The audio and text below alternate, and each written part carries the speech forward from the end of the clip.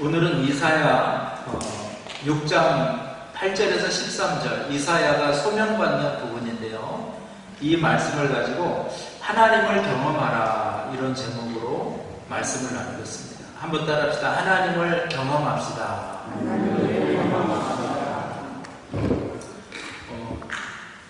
제가 핀란드에서 여러분에게 표를 하나 다 보내드렸어요. 카톡 단체방으로 표를 다 보내드렸어요. 받으셨습니까? 네. 들을 귀가 있는 분은 들으시고 볼 수 있는 눈이 있는 분은 보시기 바랍니다. 제가 이제 그거는 성경을 지난번에 강의를 하고 나서 우리 성도들에게 꼭 필요한 부분이 뭘까 이거를 생각했어요. 근데 저도 힘들었던 부분 중에 하나인데 이 선지서, 특별히 선지서를 읽을 때 이 선지서가 어느 시대에 누구를 향한 메시지지, 예언이지 이런 부분이 풀어지지 않으면 자꾸 이상한 예언이 나오게 돼 있어요. 선지서를 지금 인용할 때도 마찬가지예요. 인용할 때도 이게 이때 당시에 듣는 사람이 누구였고 이 선지자가 어떤 나라에게 이 예언을 했는가 이런 부분들을 알지 못하면 오류를 범할 수가 있다는 거예요. 그래서 성경을 우리가 구약 성경을 풀기 위해서는 제일 중요한 기준점이 뭐라고 했어요? 북왕국 이스라엘이 멸망한 시기와 남유다가 멸망한 시기가 정확히 나와 있어요. 성경에 몇 년도. 그러면은 거기서부터 거슬러 올라가서 솔로몬 시대까지, 다윗 시대까지, 또 모세 시대까지, 출애굽 전까지 다 올라가는 거예요. 그러니까 여러분이 딱 성경을 읽을 때 그 기준점을 잡아야 돼요. 그리고 열왕 역사서에 딱 보면은 왕들이 통치했던 내역이 나와요. 그래서 르호보암, 여로보암으로 갈라져가지고 북이스라엘은 19명의 왕들이 있었고 그 19명 마지막 왕의 이름이 호세아예요. 그때 멸망해요. BC 722년이에요. 남유다는 20명의 왕이 있었고 그 마지막 왕이 시드기야예요. 눈이 뽑혀서 이제 포로로 끌려가면서 끝나는. 그러니까 그때 585년, 6년이죠. 585년, 586년 BC. 그 기준점을 가지고 어떤 선지자가 어느 시대에 활동했는가를 알아야 돼요. 제가 그 표로 정리를 해드린 거예요. 아직 한 번도 안 읽으신 분들은 회개하시기 바랍니다. 그리고 오늘 가셔서 꼭 읽어보셔야 돼요. 근데 제가 2주 동안만 이거 읽으시고 그 다음번에 제가 한국 다녀와서 다시 좀 해서 드릴게요. 이게 좀 제가 막 굿노트에다 메모를 막 한 거라서 이렇게 좀 글씨가 알아보기 힘든데 제가 다시 타자로 다 해가지고 해드릴게요. 대신에 여러분이 이제 선지서를 읽을 때 이 선지자가 어느 왕 때 누구와 같은 선지자와 함께 어떤 사역을 했구나 이 정도는 이제 알아야 되는 거죠. 자, 오늘은 이제 이사야예요. 이사야서의 특징은 이사야서는 뭐라고 그래요? 대선지서라고 합니다. 대선지서. 대선지서가 4개가 있어요. 이사야, 예레미야, 에스겔, 다니엘이에요. 그냥 한번 물어볼게요. 왜 대선지서, 소선지서일까요? 네? 네, 길어서. 정답이에요, 정답. 분량이에요, 분량. 근데 여러분, 되게 성경에 비중이 많은 인물을 오래 다루죠. 비중이 별로 없는 사람은 그냥 지나가요. 예를 들어서 요시야 왕 같은 경우는 엄청나게 그때가 솔로몬 시대만큼이나 부강했는데 그렇게 그 사람 좋게 안 보고 그냥 쓱 지나가 버려요. 왜? 종교적으로는 아주 타락하고 하나님 보시기에 악한 왕이기 때문에 그냥 지나가 버리는 거예요. 분량이 많고 많이 다뤘다? 이건 뭐예요? 하나님이 그만큼 비중 있게 다뤘다는 거예요.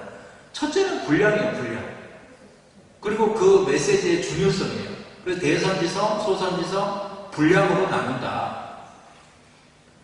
대신에 이사야서는요, 분량과 내용과 문체, 가장 중요한 예언, 이 모든 것이 다 들어있기 때문에 선지서 중에서도 왕이다 이렇게 부릅니다. 이사야서는 BC 740년부터 680년까지 이렇게 기록이 됐네요. 그때 내용을 기록하는데 무려 4명의 왕이 지나가요.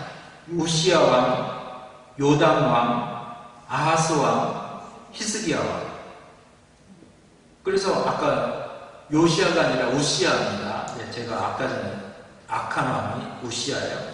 한번 생각해봐요. 하나님의 말씀을 전하면서 사역했는데 굉장히 오랜 기간 동안 사역을 했어요. 그 사람들의 치적에 대해서 다 기록되어 있는 성경이 이사야서라는 거예요. 이때 시대적인 상황은 아수르가 강대국으로 부강하면서 근동 지역을 막 괴롭히고 점점 몸집을 부풀리고 있는 시기예요. 또 이사야서의 특징은요, 66장으로 되어 있어요. 근데 이사야서를 우리가 구분할 때 구조를 2개로 나누기도 하고요, 3개로 나누기도 하고 7개로 나누기도 해요. 그런데 저는 이제 2개로 나누겠습니다. 이 시간에 2개로 나누는데 희한한 것이 성경이 모두 몇 권이에요? 66권. 구약이 몇 권이에요? 39, 27. 그래서 구약 39, 신약 27, 그리고 총 66. 이게 성경이에요. 근데 희한하게 이사야서는요, 39장까지 구약의 내용과 비슷해요. 구약의 내용. 그러니까 구약의 내용처럼 하나님의 심판에 대해서 말씀을 해요. 그리고 나머지 그 뒷부분 40장에서 66장까지는 구원에 대해서, 하나님의 베푸신 은혜에 대해서 기록해요. 자, 오늘 외워요. 이사야서는 66장으로 되어 있는데 전반부 39장은 뭐라고요? 구약처럼 율법이 들어있고 심판이 들어있다. 그 후반부 27장은 뭐가 들어있다고요? 은혜가 들어있고 용서가 들어있고 어떻게 구원받는가가 들어있다. 아멘이죠? 그 중에서도 가장 중요한 부분이 36장부터 37장, 39장까지예요. 36장부터 39장까지가 가장 핵심적인 내용인데 36, 37장 두 장은요, 하나님께서 아수르를 물리쳐 주실 것이다. 아수르를 멸망시켜 버리겠다. 이게 예언이 나와 있고요. 38장부터 39장까지는 유다가 장차 바벨론으로 이렇게 끌려갈 거다. 멸망당할 거다. 아수르만 멸망당할 게 아니라 유다 너희들도 멸망당할 거다. 이렇게 가슴 아픈 내용이 기록되어져 있습니다. 또 이사야서의 특징은요, 조직신학의 내용이 다 들어있어요. 신론, 기독론, 인간론, 구원론, 성령론, 이 조직신학의 종말론까지, 교회론까지, 회중론, 이렇게 다 들어가 있어요. 그래서 많은 학자들이 이사야서를 5번째 복음서다 이렇게 말해요. 예수님에 대한 예언이 15번 이상 등장하고요, 예수님의 탄생과 승천에 대한 예언이 이사야서에 다 등장해요. 그럼 무려 신약에서 굉장히 여러 곳에서 이사야서를 사람들이 이렇게 인용하는 것을 알 수가 있어요. 이사야서는 그래서 굉장히 중요하다. 이사야가 사역할 때 시대적인 상황을 제가 짧게 설명을 해볼게요. 이사야가 어렸을 때 남유다의 왕으로 우시야 왕이 돼요. 이 우시야 왕은 아까도 제가 잠깐 말씀드렸지만 이 우시야 왕 때 나라가 가장 부강해져요. 솔로몬의 영광스러웠던 시대와 지금 이 시대가 비슷해요. 그 정도로 부강했다는 거예요. 그런데 하나님 보시기에는 악했다는 거예요. 왜? 인간적인 수단과 방법으로 살았어요. 국력이 회복되고 백성들은 경제적으로 태평성대를 누리지만 종교적으로는 부패해졌다는 거예요. 제사가 화려해졌어요. 제사가 없어진 게 아니라 제사가 오히려 화려해졌는데 재물은 넘쳐났는데 사람들의 마음이 차가워지고 형식뿐이 없었다. 형식으로 되어버렸다는 거예요. 자, 역대하 26장 16절입니다. 우시야 왕의 교만에 대해서, 형식주의에 대해서 말하는데요. 그가 강성하여지매 그의 마음이 교만하여 악을 행하며 그의 하나님 야훼께 범죄하되 곧 야훼의 성전에 들어가서 향단에 분향하려 한지라. 여러분, 요 제자는 자기가 이제 왕인데 교만해지다 보니까 어디까지 교만해져요? 사울 왕처럼 제사를 직접 내가 하겠다. 니네들 답답해서 못 보겠다. 그 옷 입고 오지 마라. 내 옷이 더 제사장 옷보다 화려하니까 내가 가서 집례하는 게 낫겠다. 이렇게 교만해졌다는 거예요. 그래서 하루는 이렇게 자기가 올라가가지고 제단에서 분향하려고 할 때 이마에 문둥병이 발하면서 하나님의 형벌이 임했어요. 그래서 우시야 왕이 그 당황해가지고 도망가면서 다시는 성전에 들어올 수 없는 존재가 되어버리고요. 거기서 쫓겨나가지고 문둥병자가 되어 참담하게 말년을 살게 되는 거예요. 그리고 나서 이제 요담, 그의 아들이 요담이 아버지를 이어서 왕이 됩니다.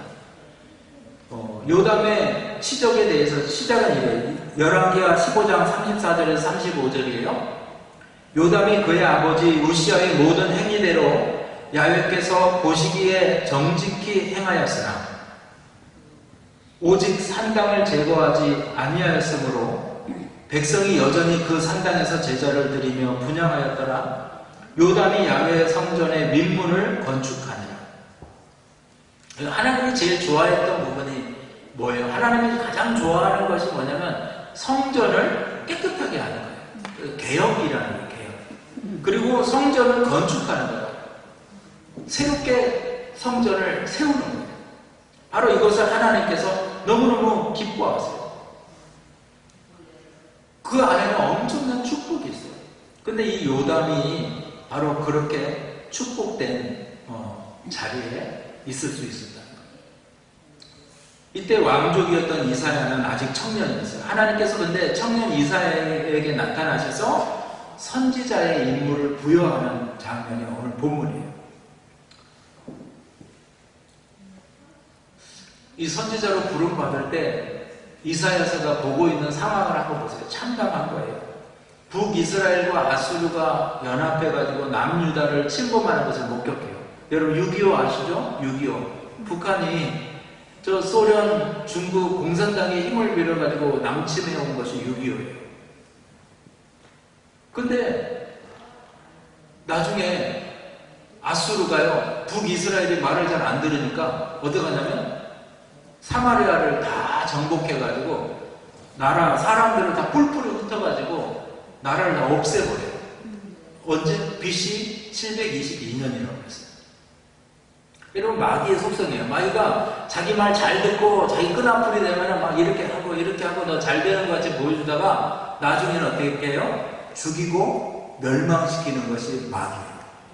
절대로 마귀하고 짝하지 말아요. 마귀하고 짝해가지고 옆에 형제를 막 혼내고 공격하고 이러면은 여러분 그 멸망이에요. 멸망. 나중에 마귀가 그거 다 없애고 나서 또 그 사람 멸망시켜버려요.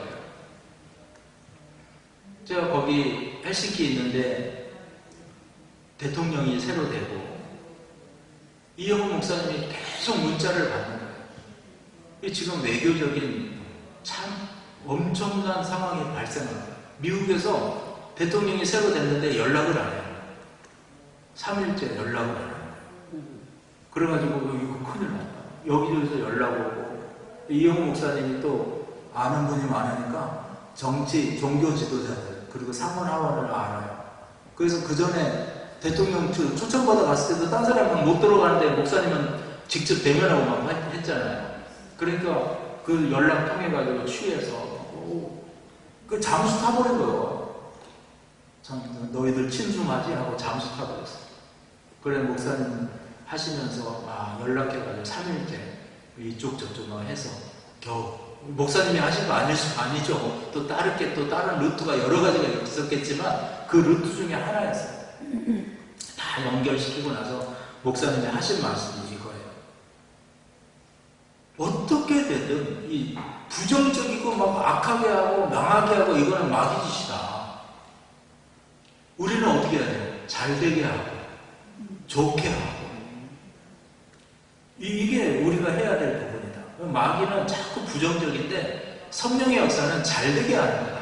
이런 말씀 제가 굉장히 가슴에 새겼어요. 여러분 자꾸 지적하고 이거 못됐어 잘못됐어가 아니고 목사님 친히 하신 말씀이에요. 본을 보이는 거다. 지적하는 거는 마귀 역사 아니에요. 마귀 역사, 성령 역사 아니라는 거예요. 본을 보이는 거지 성령 역사가. 이렇게 말씀하셔서 제가 크게 감동을 받았어요. 남유다가 아수르에 의해서 계속해서 이제 공격받아요. 북이스라엘은 없어져 버리고 이게 이제 이사야가 계속해서 받는 스트레스예요. 근데 그거보다 더 큰 거는요. 이사야가 가장 곤란에 빠진 것은 남유다 백성들이 어려운 상황인데요.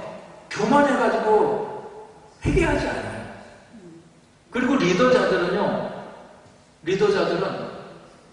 가난하고 압제당하고 그런 사람들을 오히려 돌봐야 되고 보호해야 되는데 오히려 그들을 껍질을 벗기는 거예요. 호세아 선지자, 아모스 선지자가 계속해서 저들을 지적하고 그들을 돌이키라고 말을 해도 예언을 해도 돌이키지 않는 거예요. 바로 이러한 상황 가운데서 이제 오늘 이사야가 하나님 앞에 소명을 받고 부름을 받는 거예요. 이 이사야의 고민이 이거예요. 유다로 하여금 여전히 우상숭배를 계속하도록 왜 하나님이 버려두실까? 니느웨의 신들이 하나님을 무시하고 저렇게 열방을 막 다 차지하고 세상을 지배하는데 왜 하나님은 가만히 계실까? 저 여러분도 살면서 이러한 상황들을 직면할 거예요. 하나님께서 어떻게 일하실까? 오늘 이사야도요. 하나님께서 어떻게 일하실까? 여기에 대해 해답이 없어요. 근데 해답이 없는데 하나님이 부르신 거예요. 이사야를 부르신 거예요. 여러분 기도하며 사명 깨닫는 믿음이 있으시기를 주의 이름으로 축원합니다. 첫째로 오늘 이사야는 예배 가운데 하나님의 소명을 경험합니다. 저와 여러분도 예배 속에서 하나님의 소명을 경험하기를 주의 이름으로 축원합니다. 오늘 이사야서 6장에 보면 이사야가 소명을 경험하는데 독특해요. 뭐가 독특하냐면 예를 들어서 사무엘을 부를 때 하나님이 사무엘아 사무엘아 하고 부르시잖아요. 개인적이었어요. 모세를 부르실 때도 떨기나무 불꽃에 나타나셔서 내 백성 이스라엘을 바로에게서 해방시켜야겠다 하고 모세를 부르셨어요. 개인적인 부르심이었어요. 아모스도 목동으로 양치고 있는데 하나님께서 부르세요. 그리고 빌립 집사에게도 가라 하고 하나님께서 친히 예수님께서 부르세요. 아나니아에게도 너 바울에게 가서 이렇게 전해야 하고 개인적으로 부르세요. 그런데 오늘 이사야는 하나님께서 은밀하게 개인적으로 부르는 것이 아니라 예배 중에 공공연하게 부르세요. 자, 이사야가 예배 중에 하나님의 소명받는 부분이 1절에 나와요. 이사야서 6장 1절입니다. 우시야 왕이 죽던 해에 내가 본즉 주께서 높이 들린 보좌에 앉으셨는데 그의 옷자락은 성전에 가득하였고 그리고 6장 2절에 스랍들이 모시고 섰는데 각기 6날개가 있어 그 둘로는 자기의 얼굴을 가리고 그 둘로는 자기의 발을 가리고 그 둘로는 날며 여러분 소명은 개인적으로 은밀한 중에 받을 수 있지만 이렇게 예배 중에 찬양 중에 환상 가운데 하나님의 임재를 경험하고 체험하는 부분을 볼 수가 있어요. 6장 3절 계속해서 서로 불러 이르되 거룩하다 거룩하다 거룩하다 만군의 야훼 그의 영광이 온 땅에 충만하도다 하였더라. 거룩하다가 3번 나왔다는 것은 성경에는 최상급을 표현할 때 반복해요. 반복해요. 6장 4절에 이같이 화답하는 자의 소리로 말미암아 문지방의 터가 요동하며 성전의 연기가 충만한지라. 할렐루야. 바로 예배할 때 하나님이 요동하고 기적적으로 이사야가 불러지는 장면을 말씀하고 있어요. 여러분 거룩한 장엄한 웅장한 하나님의 예배가 여러분의 삶에 항상 일어나기를 주의 이름으로 축원합니다. 최상급의 예배를 들으시고 하나님을 찬양 가운데 만나시고 영광 가운데 만나시는 은혜가 임하시기를 축원합니다. 이번에 이제 제가 갔던 총회는 세계 오순절 교단이 모인 거예요. 그래서 세계 오순절 교단이 우리 교회도 어셈블리 오브 가 그리고 어셈블리 오브 처치도 있고 그래서 오순절 교단이 7, 8개 있어요.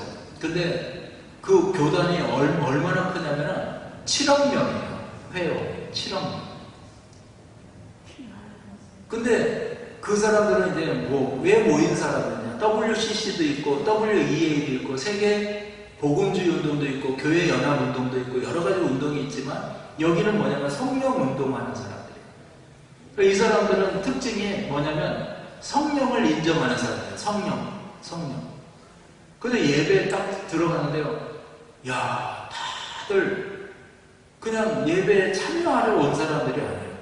정말 예배를 사모해서 온 리더자들이 되게 7억 명의 리더자들이 온 거예요. 저도 거기 200유로를 내고 들어갔어요. 점심 세트 안 하고 200유로예요. 점심까지 하면 400유로예요. 400유로. 그렇게 했는데도 몇천 명이 모여가지고 실내 아이스링크를 꽉 채우고 찬양을 하는데 와, 은혜가 엄청난 은혜가 있네요. 여러분, 근데 그들이 한 목소리가 이거예요. 거룩. 하나님 영광. 오직 하나님만 높이는 거예요. 하나님만. 저 그 예배를 드리면서 정말 마음에 많은 감동이 왔어요. 우리 교회도 찬양도 예배도 정말 우리가 하나님만 높이고 하나님이 주인된 최고 상급의 예배를 드려야 되겠다. 그런 마음을 가졌어요. 여러분, 예배를 통해서 하나님을 마음껏 찬양하고 하나님을 만나는 저와 여러분 되길 주의 이름으로 축원합니다. 저는 처음 교회에서 신앙생활 할 때 교회 학교에서 신앙생활 했어요. 제가 고등학교 들어가면서 교회를 안 나가기 시작해가지고 머리가 크는 거예요.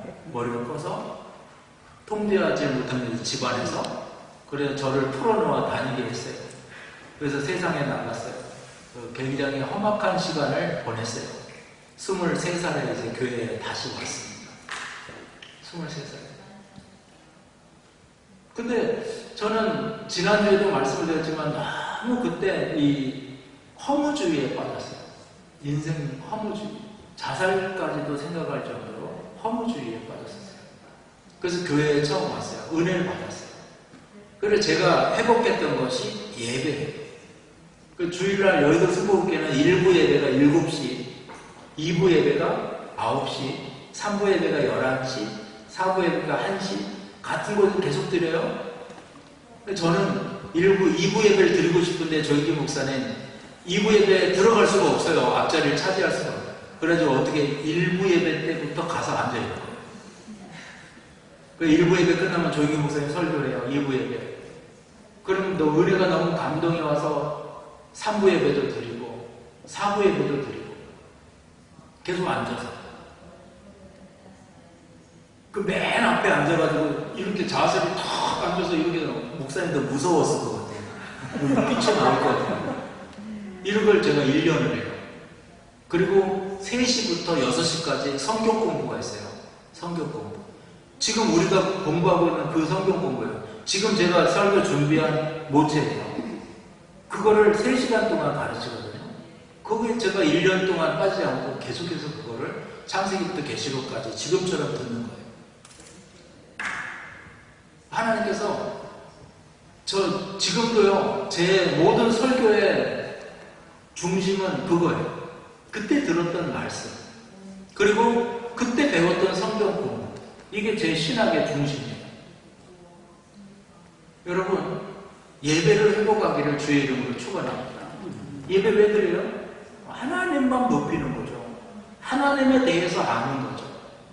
내가 중심되고 자기가 교만하게 쓰면 예배도 자꾸 쫓아다녀요. 찾아다녀요.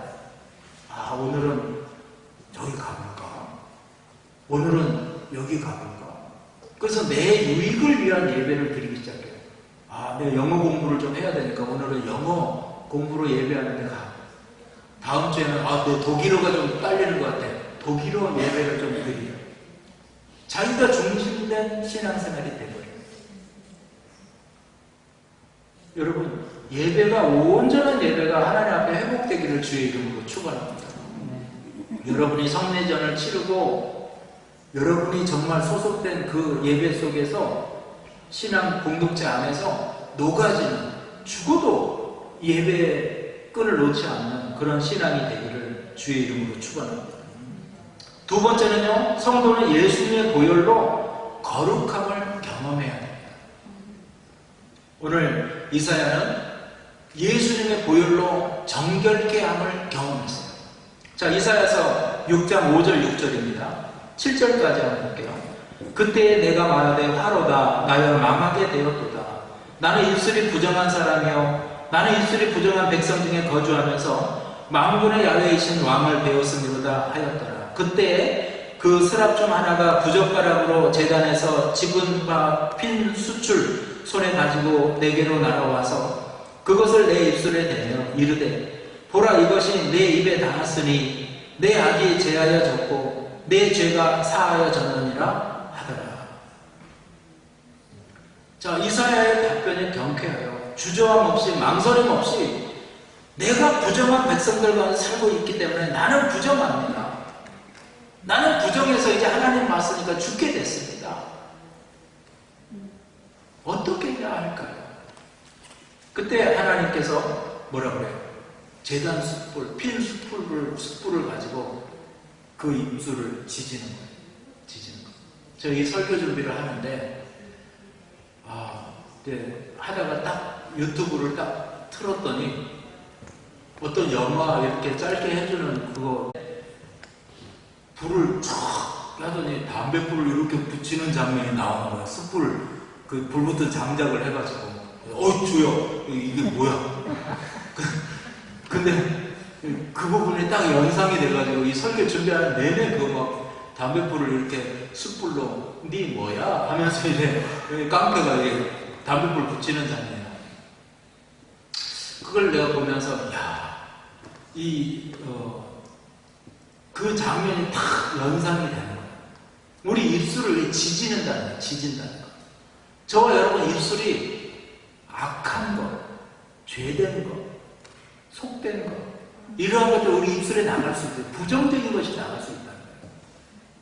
그런데 그러한 걸 여러분 지져내는 거예요. 지져내는 거예요. 이영 목사님 같이 식사하면서 또 한 가지 저한테 말씀해 주신 거예요. 뭐냐면 우리한테 말씀해 주신 거죠. 부정적인 것은 성령의 역사가 아니다. 부정적인 것은 성령의 역사가 아니다. 우리는 항상 긍정적인 태도를 가져야 된다. 또 회개해야 된다. 한국교회도 회개해야 되고 정치도 회개해야 되고 개개인도 자기의 죄에 대해서 완전한 회개가 없으면 안 된다. 회개하면 된다는 거예요. 지금 보수를 목사님이 말씀하시면서 회개가 없다. 이거 망한다. 회개가 없다. 회개하고 넘어가야 되는데 회개 안 하고 넘어가면 안 된다. 우리도 마찬가지. 저와 여러분도 인생에서 하나님 앞에 회개하고 넘어가야 돼요. 입술도 회개해야 되고 저와 여러분의 입술이 악을 향해서 달려가거든요. 악을 향해서. 그 막 핀 숯불 막 불 으글으글 타는 숯불 가지고 우리 입술을 지지라는 거예요. 지지라는 거예요. 회개하는 거예요. 야고보서 3장 8절에서 11절에요. 혀는 능히 길들일 사람이 없나니 쉬지 아니하는 악이요 죽이는 독이 가득한 것이라. 이것으로 우리가 주 아버지를 찬송하고 이것으로 하나님의 형상대로 지음받은 사람을 저주하는 한 입에서 찬송과 저주가 나오는도다. 내 형제들아 이것이 마땅하지 아니하니라. 샘이 한 구멍으로 어찌 단물과 쓴물을 내겠느냐. 분명한 회개를 통해서 전환되어져야 돼요. 전환돼요. 이사야는 거룩한 하나님을 받고 천사들의 거룩한 찬양 소리를 들었고 자기가 속한 죄된 세상, 죄된 마음, 죄된 입술에 대해서 깨달았어요. 그리고 그 부정함을 표현하면서 하나님 앞에 온전한 회개의 마음으로 하나님 앞에 나가는 거예요. 나는 입술이 부정한 사람이고 나는 입술이 부정한 백성 중에 거주하면서 만군의 야훼 하나님을 뵀으니까 나는 이제 망하게 됐습니다. 회개합니다. 회개합니다. 예수님의 보혈이 저와 여러분을 깨끗하게 하고 정결하게 할 수 있어요. 우리는 악에서, 죄에서, 입술에서 길들이지 않는 삶에서 어떻게 전환할 수 있나? 예수님의 보혈을 의지합니다. 예수님은 복음은 창조주 하나님께서 이 세상을 심판하고자 하는 것이 아니고 천하 만물을 구원하기 위함이에요.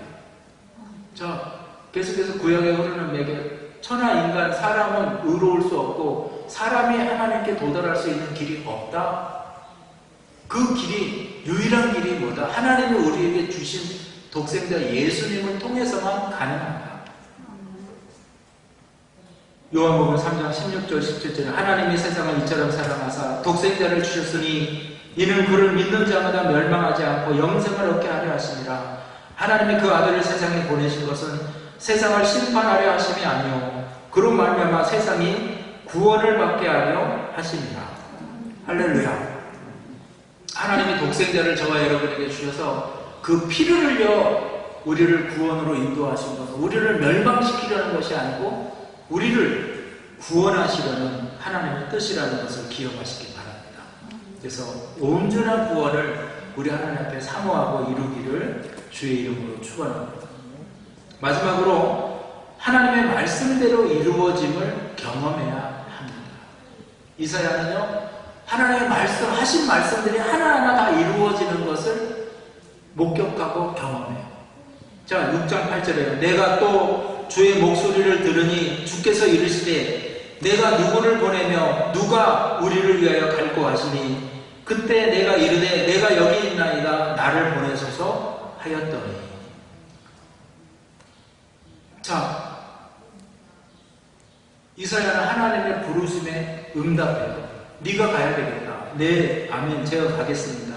이렇게 응답해요.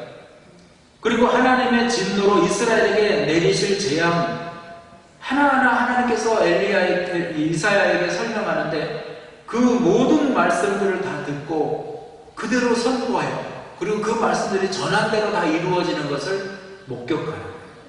이사야서 6장 9절 10절 야훼께서 이르시되 가서 이 백성에게 이르기를 너희가 듣기는 들어도 깨닫지 못할 것이요 보기는 보아도 알지 못하리라 하여 이 백성의 마음을 둔하게 하며 그들의 귀가 막히고 그들의 눈이 감기게 하라 염려하건대 그들이 눈으로 보고 귀로 듣고 마음으로 깨닫고 다시 돌아와 고침을 받을까 하노라 하시기로. 자, 하나님께서는 이스라엘 백성들이 들어도 깨닫지 못할 것이라고 보고도 돌아오지 않을 것이라고 말씀해요. 이 말씀은 이제 예수님께서도 신약에서 인용하시는데요. 마태복음 13장 14절에서 16절에 이사야의 예언이 그들에게 이루어졌으니 일러스되 너희가 듣기는 들어도 깨닫지 못할 것이요 보기는 보아도 알지 못하고 이 백성들의 마음이 완악하여져서 귀는 듣기에 둔하고 눈은 감았으니 이는 눈으로 보고 귀로 듣고 마음으로 깨달아 돌이켜 내게 고침을 받을까 두려워함이라 하였느니라. 그러나 너희 눈은 봄으로 너희 귀는 들음으로 복이 있도다. 이들은 말씀을 듣고 말씀을 깨달았는 눈을 얻지 못했어요.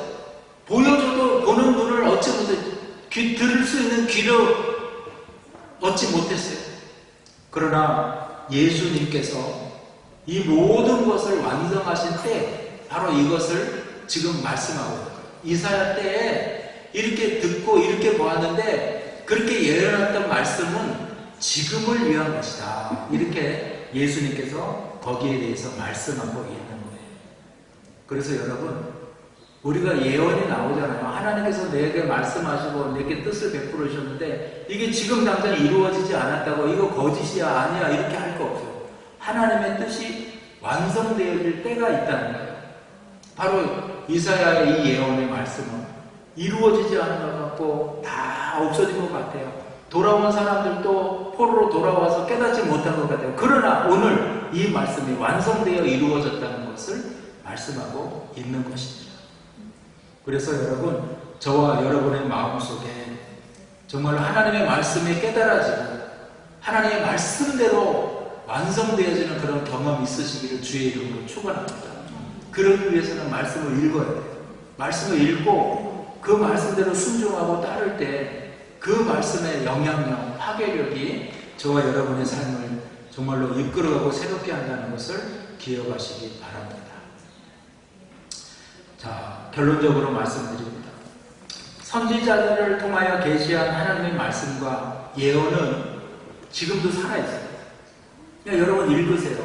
읽으시고 그 예언의 말씀이 완전히 성취될 때 예수님으로 만나면 성취되었고 또 신천신지 우리가 완전히 천국 들어갈 때까지 그 말씀이 완성되어져 가는 거예요. 예배를 통해서 하나님의 임재와 그 말씀들이 여러분에게 깨달아지기를 주의 이름으로 축원합니다. 그리고 거룩한 예배를 통해서 나를 부르시는 소명을 경험하기를 주의 이름으로 축원합니다. 어느 때든지 나를 부르시면 내가 여기 있습니다. 나를 써주십시오. 그런 우리 하나님 앞에 응답 가지고 나아가시기를 축원합니다. 그럴 때 이 말씀은 죽어있는 말씀이 아니고 지금도 살아서 나에게 음성으로 들려주시는 하나님의 말씀이 된다는 것을 경험하고 깨닫기를 축원합니다.